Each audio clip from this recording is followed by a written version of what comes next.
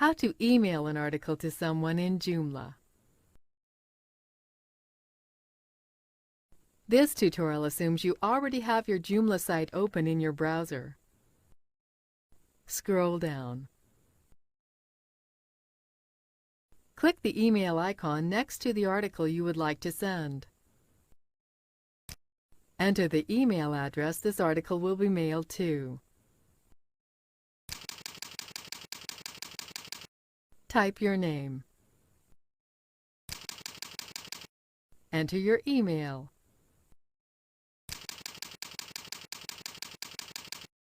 Type a subject. Click Send. That's it! You now know how to email an article to someone in Joomla.